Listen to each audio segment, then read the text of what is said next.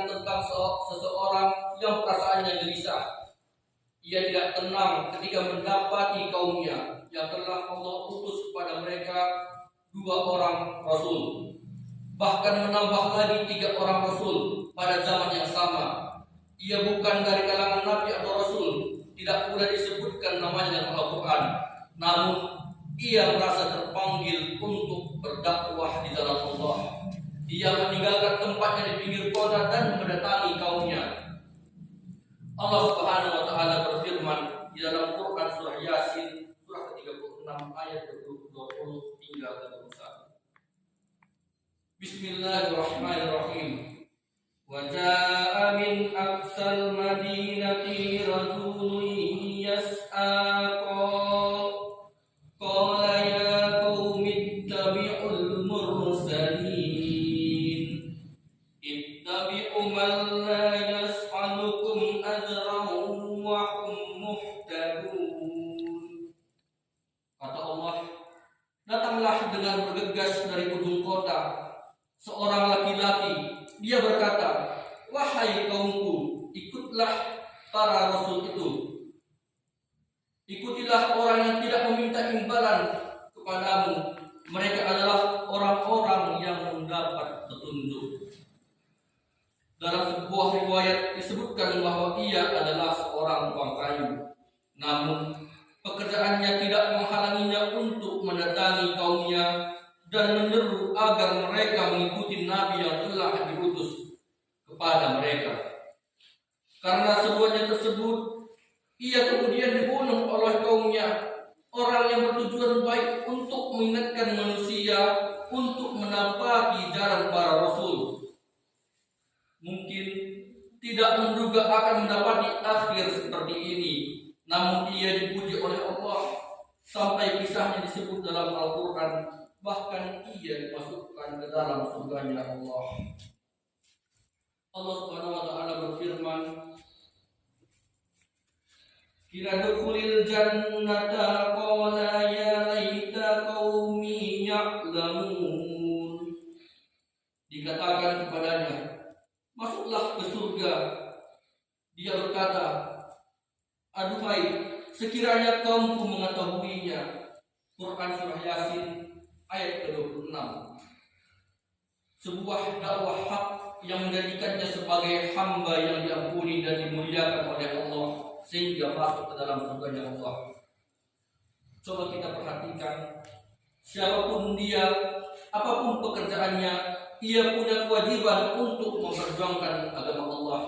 Ia mengerahkan segala kemampuan yang ia miliki untuk menolong agama Allah Subhanahu wa taala.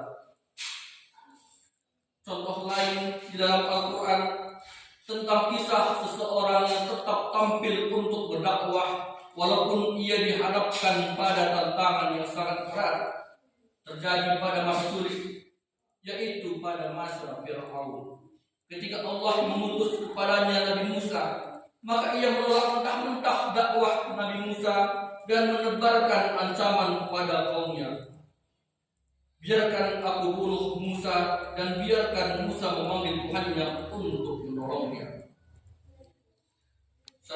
Jemaah sidang Jumat yang dirahmati oleh Allah, Fir'aun menyertakan alasan sebagai pembenaran apa ia lakukan.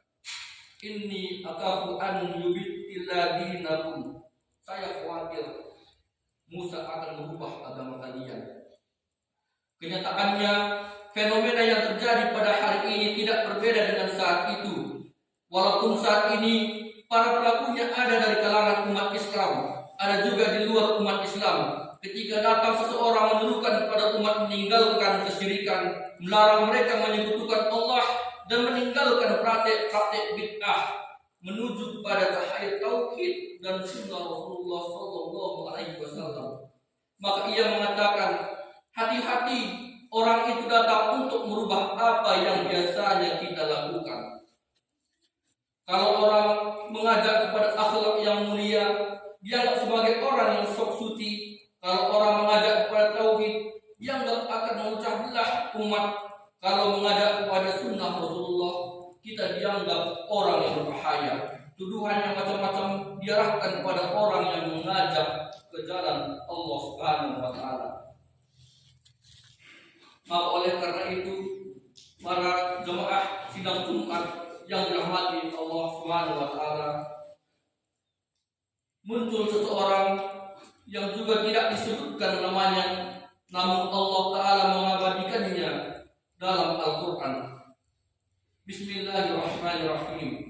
Wa qala rajulun mu'minun min ali fir'auna yaktumu imanahu ataqtuluna rajulun ay yaqulu rabbiyallah wa qad ja'akum bil bayyinati mir rabbikum wa iyyaku kadiban fa alayhi kadibuh wa iyyaku sadiqan yusibakum ba'dul ladzi ya'idukum innallaha la yahdi man huwa musrifun kadzdzab. Seorang laki-laki mukmin dari keluarga Fir'aun yang membunyikan imannya berkata, apakah kamu akan membunuh seseorang karena dia berkata, Tuhanku adalah Allah, padahal sungguh dia telah datang kepadamu dengan membawa bukti-bukti yang nyata dari Tuhanmu. Jika dia seorang pendusta, dialah yang akan menanggung dosa-dosanya itu. Dan jika dia seorang yang benar, niscaya sebagai yang diancamkan kepadamu akan menimpamu, karena itu adalah sebuah bencana. Sesungguhnya Allah tidak memberi petunjuk pada orang yang melampaui batas, lagi pendusta.